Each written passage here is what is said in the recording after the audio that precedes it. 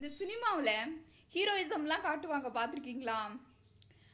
வில்லனோட ஆட்கள் ஹீரோவை வந்து அடிக்க வருவாங்க.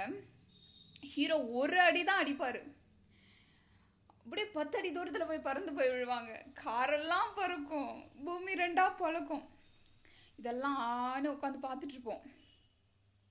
இப்போ வில்லன் ஹீரோவா அடிக்கிறாரு, திரும்பவும் ஹீரோவும் வில்லனை அடிச்சா ரெண்டு பேருக்குள்ள என்ன வித்தியாசம்? ரெண்டு பேருமே ஒன்று தானே. இதுக்கு எதுக்கு ஹீரோன்னு அவங்களுக்கு பேர்? இதுக்கு எதுக்கு அவங்களுக்கு தனியாக ஒரு வில் பவர்? இதில் என்ன பெருமை இருக்குது? யோசிச்சு பாருங்களேன். நம்ம யாரையாவது அடித்தோம்னா திரும்ப அவங்க நம்மளை அடிக்க தான் செய்வாங்க. இது யார் வேணால் செய்யலாம். இது எதுக்கு ஹீரோ அப்படின்னு ஒருத்தர் வரணும்?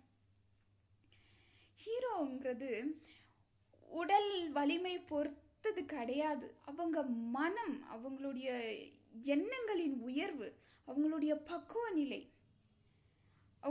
அவங்க மனதால் எவ்வளோ உயர்ந்திருக்கிறாங்க அப்படிங்கிறத பொறுத்து தான்.